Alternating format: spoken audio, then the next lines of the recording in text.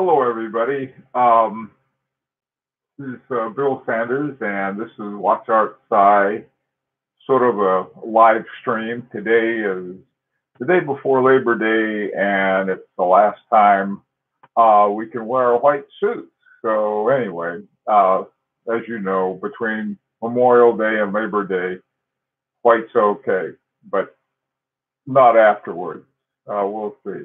Wear the wear that white. Okay, Nassau and I will. Anyway, okay. Thank you. Um, so today, what I wanted to do, and I wanted to, hi Barry, hi Dr. A and B, and Foreign Colossus Don. What we say howdy here, blue shirt. How you doing, BB? Jack, hi Jack, Mason Fringe. Is it Finchy or Frenchy? Finchy. Um, Barry, BKP, and anyway, um, today what I wanted to sort of look into is that I was thinking I've been saving for a watch, and the watch I'm saving for may take a while. In fact, I'm saving for three watches, and hey, Rich Buddy, and the getting what do you do while you're waiting to save up? And uh, years ago, I used to, if I wanted some, I'd just write a book and I'd take it and go out and get things. At the time, it was mostly things for my airplane. Later, it was computer stuff, and now it's watches. But since I retired, I've got to, hey Jay, I've got to sort of, it takes longer to save things up. Okay. So what do you do? Hi, William. Um, no white after Labor Day. That's right, because it's hard to find people on your own legs in winter snow. Okay. Yeah, especially here. Um, Okay, how about that? Oh, wait a minute. Let me show you what I'm wearing today. I asked some different people, and they decided that this one would be the best one. This is my Maurice Lacroix, and it's what's it called? Uh, I forgot the name they have for it, but it has a Jacques 736 movement, which is what I wore it.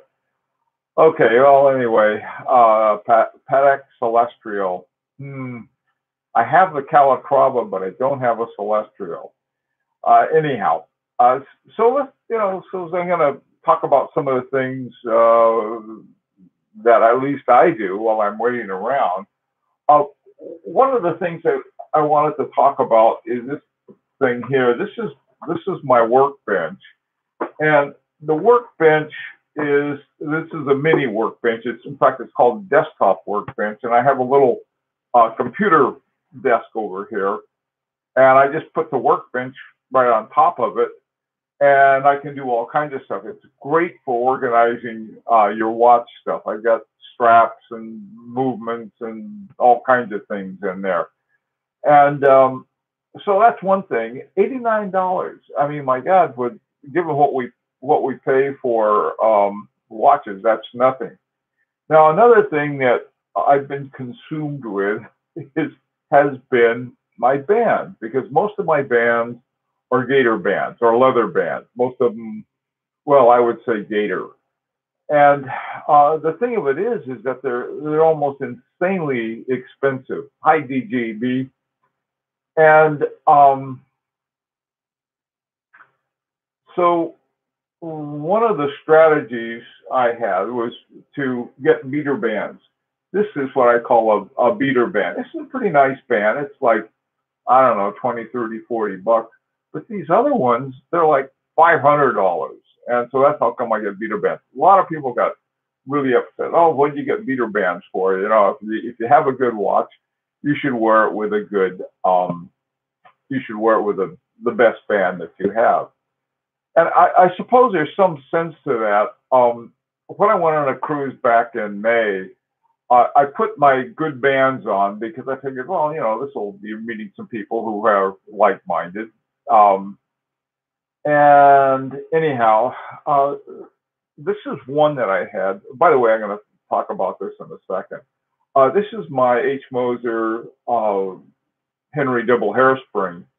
And I put on my good band. This band I got from, something over there fell down.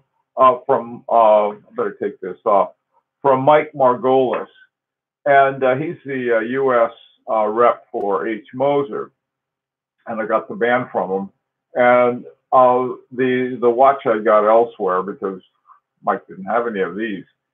Now, what happened was that the weather has been crazy hot lately. And so I got these things for the inside.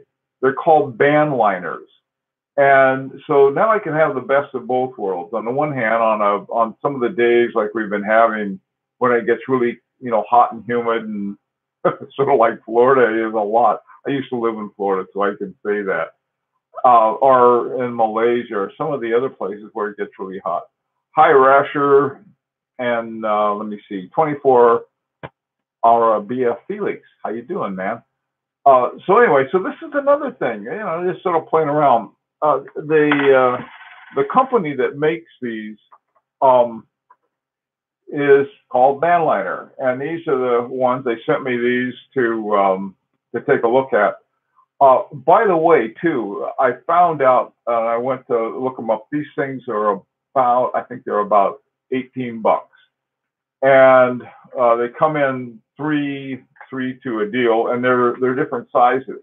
The original ones that they made weren't, and they didn't work too well. These are really nice. So if you want to preserve your gator straps, take a look at these. Now, here's a way to get one free, or to get at least, I don't know, there are 3 to a package. And I was looking at their site, and they were free. Now, why would I get one when I can just get a really nice beater band? Watches like this are an example. The same thing with my Harry Winston. They've got these. This is not an easy band to change or anything else, and so once I get the band on, I keep it on. And they only, I'm going to try seeing if I can figure out how to sort of jury rig my own band for my Beauvais, because I like it so much, and I like to have a lot of different colored bands. And but in the meantime, I'm going to use up one of my band liners, and then I'll just put a liner in here, and then whenever I can wear it whenever I want. So that's one thing I do. I play with bands a lot. And if you're going to play with bands, one of the things that you want to get is a good spring bar tool. This one is by, oh boy, I always say the name wrong. I'll probably say it again. They put the name in on black, so it's hard to read. So let me see. You got to get the light just right. Bergeon, Bergeon. You're going to get one of these. Get a good one. You use the fork end for pulling it out, and use the pin end for putting it in. Okay, so that's one of the things you can do, play with your band, but only so much. The other thing that I've discovered, and this has got really 2 types of uses to it, and that is, and this is over here. Let me put this so you can see it a little better. What this is a 6497. I think I talked about this before. I got 2 of them now. And I also got a crown. The first one came without a crown. So when I got my second one, I said, be sure to include the crown. And so, this thing was like 30 bucks, something like that. And there are watches that'll sell. I know one that has the same movement that's selling for 1,000. And they tell you that that's what's in it. And I know some other ones that don't tell you that's what's in it, that sell for 5,000 or 6,000 or 7,000. So that's another thing. You can start you can start playing around making watches. What I did today, I have a, this is, I've mentioned this before. This is my, sort of what I'll call my in a hurry time grapher. What you can do with it, this one just time graphed my H. Moser, and it's almost perfect. It has 0.1, 0.6 seconds a day. It has the amplitude of 295, which is a little high. And then it's got a beat error of 0.4 seconds, which is also extremely good. All of the things on it. Now, here's what I've discovered, and this is a lot of fun. And if you're going to mess around with your watch movement, get one of these. This is a pegwood stick, and what I do is that I take these, I test it on here. This is just an iPhone, and the application on it is called a Fredrik constant analyzer. Okay, and you put it in here, and it comes up. Now I also have one of those fancy time graphers with a little TV screen and all of that, but this one is very handy. I have it on a tripod that just fell over. I'll better put it back up there. There, that's how come it fell over. And on the tripod, and then I sit and I adjust the time. And the thing about it is that the regulator is something. Let me see if you can see it. I don't know if you'll be able to see it or not. No, probably not. But it's this little thing. It has a little pointy thing on it, and you push it one way or the other way with a pegwood stick. Now, there's something that's called a swan neck that you can put with it. And the swan neck, you have a little screw thing you can really do fine adjustment. This, I went from too fast to too slow back and forth. And the thing is that you learn about your watches. You also can begin to recognize what is a in-house good movement. What's this, by the way, too, is not an ETA 6497. It's a clone of that made by not Sellita, but by Siegel. It's a not Japanese, but Chinese one, and the number on it is called ST36. I've got it down to about 1.9 seconds. And I just sort of fooling around with a pegwood stick, found out that it really has a lot of leeway between when it's wound up all the way and when it goes down. That's something, like I said, these are things you can play around with. Now, in addition to doing this, I'm also trying to put a watch together. Okay, so far I've ordered a case for it, and the cases coming from China can take a lot of time. I've also ordered a dial, and the dial's coming from Germany. I think I mentioned this before. In fact, I'm sure I have. But what are you going to do as part of watch collection, if all you do is buy watches, you're first of all, it's very expensive, or you can buy really cheap watches, or you flip them, just flip, and you can do that too. But I'm not too interested in flipping it. I like to keep the watches I get. I like to wear them all the time, and I'll go through 2 or 3 different watches a day without even thinking twice about it. And I have ones for going for walks. They have to have either a NATO band or a steel band because you don't want to, mess those up. And so anyway, these are some of the things. Now, having talked a lot for the first 15 minutes here, I'd like to get some ideas from you guys. what do you do between, between getting watches? You're saving your money, you're going to work. Um, so what else do you do? And we also mess around on talking here and on Facebook and blogs and also reading. I imagine a lot of you read about watches. Okay, hey Vegas, how you doing? Finchie, Mission. Okay, let's see what you got, Rich Buddy. I don't wear but one of my watches because I'm worried about constantly unscrewing, screwing crown to wind them. Should I use my watch winder? I've been hesitant to use it. What do you do? I've got right now. I've got three watches and a winder. The watches that I'm using that are sort of like in in rotation. They sit in the winder. Now, right now, I've got Parmigiani, Hemisphere, and Calpe in there. I use both of those. One is, well, I use them both for sort of going for a walk watches. The Hemisphere is probably I'm going to go back to a standard, uh, a standard band for it. Right now, it's in a NATO band. And on the other one, it's my it needs some kind of adjustment, and I'm not going to do it. By the way, too, I'm not recommending you open up your own watches and adjust them.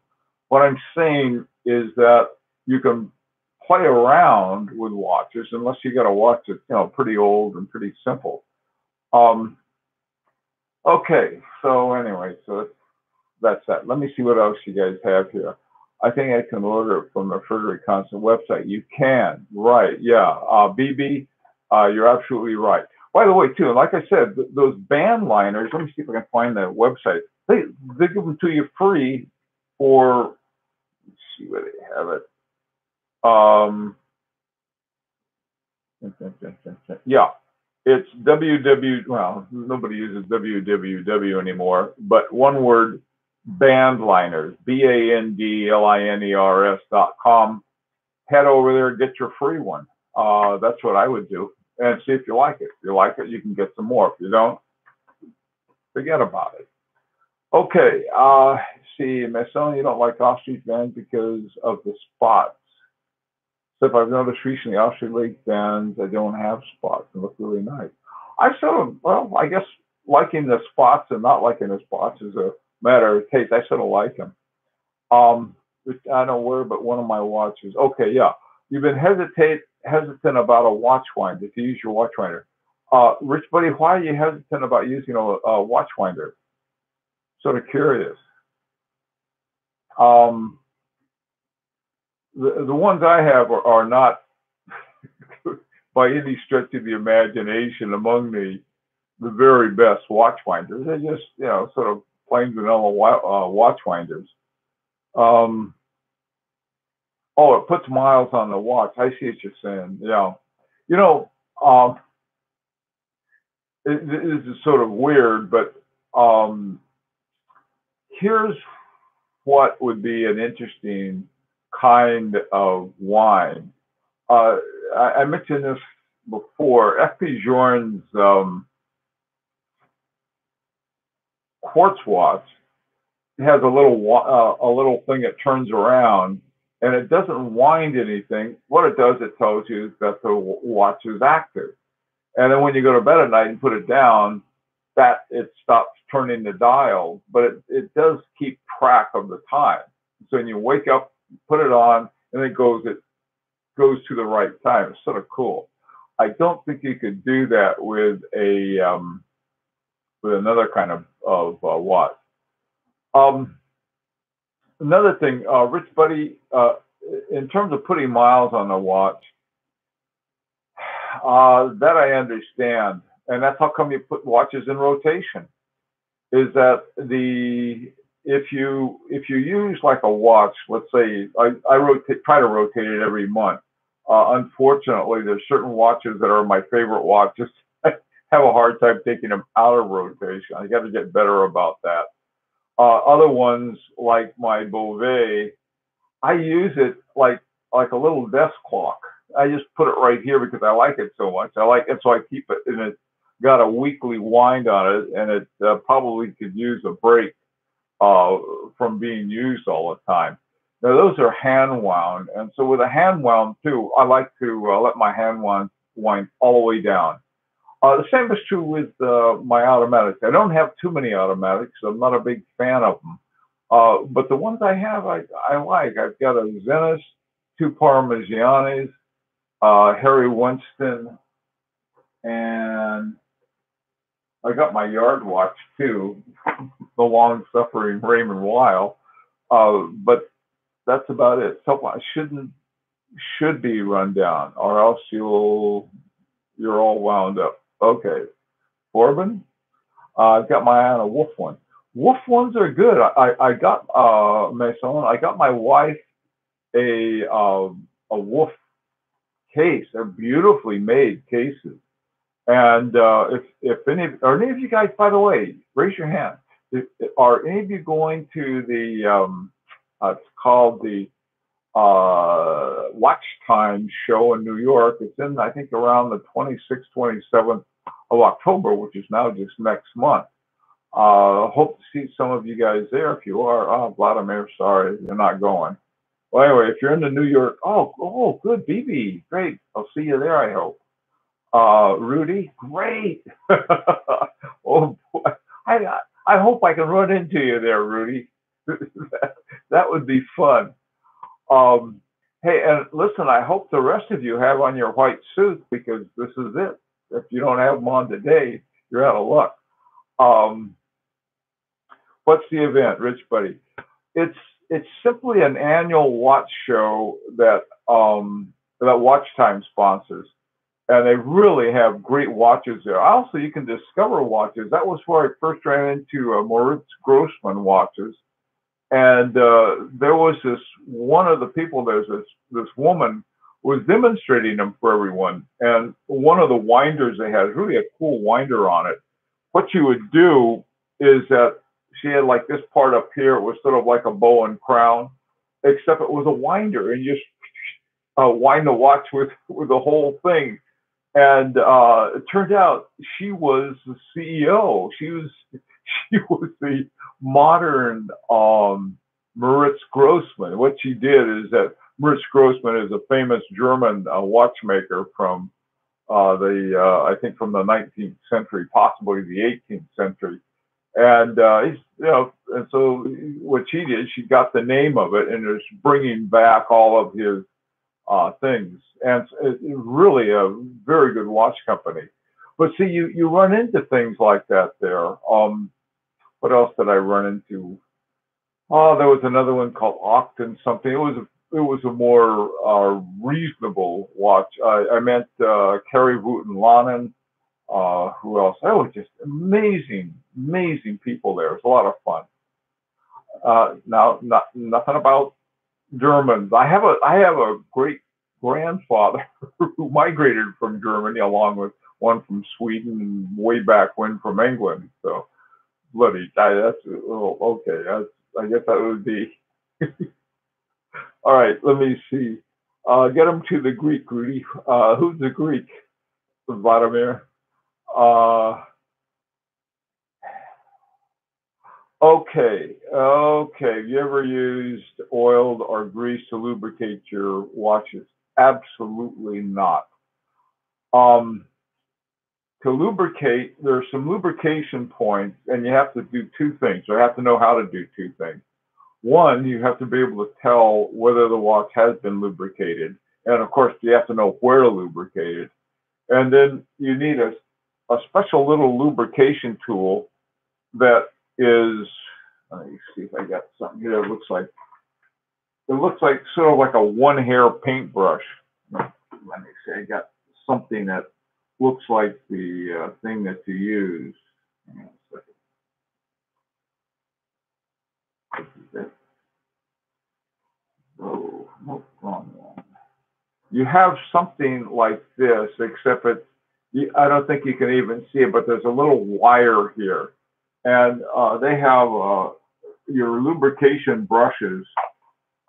Typically, you'll have a single hair, one strand. and it's a whole other level of watchmaking beyond what I can do now. The Horological Society of New York is going to have another 3-course series on some weekend, and once I take that, then I'll know more about how to do it. My really good watches, I don't think I would mess with them. I know I wouldn't try that with my I wouldn't try it with most of my watches. Matter of fact, I'd go to either take them to the people who know what they're doing. Last year, about a year ago now, I had 2 FP Journes, and they went to the FP Journe place, none of my local. Okay, thinking of a 30 gauge. Well, listen, I saw a great Piaget the other way. I'm after. Oh, that's right, Rudy. Sorry, I forgot. Rudy, Akuliva. I forgot that Rudy's have German too. So you can say what you want about the Germans. Use WD-40. No, Judy. Oh, one thing I did learn, man. I tell you, here, going back to the question about oiling, lubricating your own watches. There's different kinds of oils or they're lubricants. I don't even know if oil is the right term. There are different kinds of lubricants that you use to touch the spot, the pivot point that you're going to oil. And so you have to know not only what the pivot points are, but you have to know the right kind of oil to put on it and what grade to use. You use the ones that have a lot slower and less friction. You use a lighter oil, and they have to be light, otherwise they mess up the timing. And then on the ones that are used a lot and faster, you have to use a heavier one. There's a guy who's got a YouTube channel. I forgot his name, but man, he's great. I mean, don't even bother to listen to me for a minute about how to do all these things, because I'm learning myself. Why is it important to wind your watch to stop the oil from important?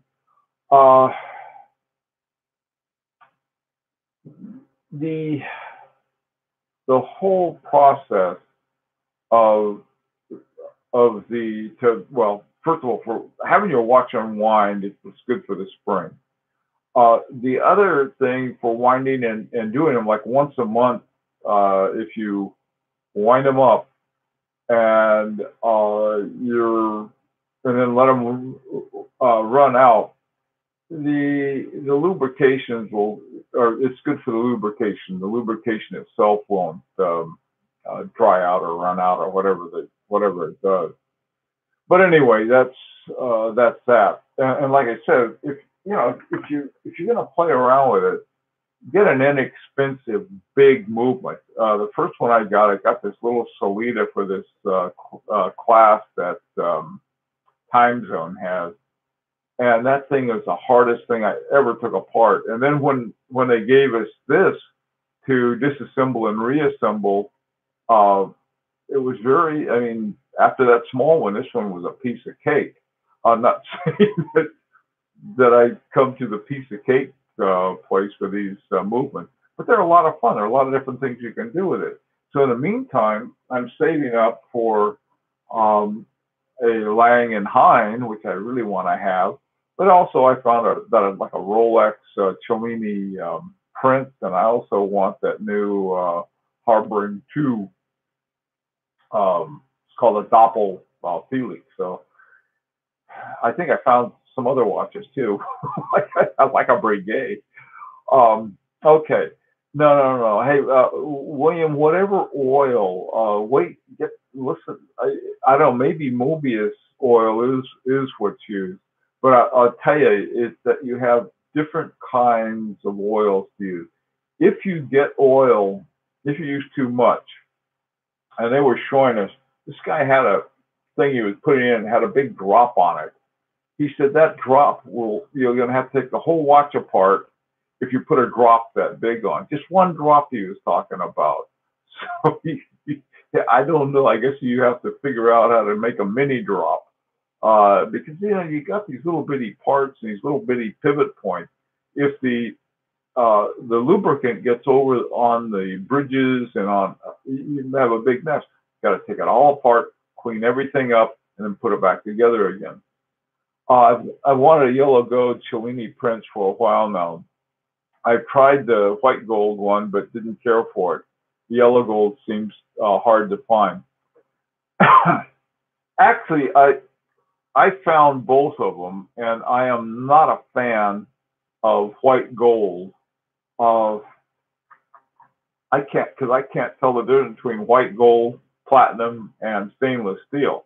This is white gold.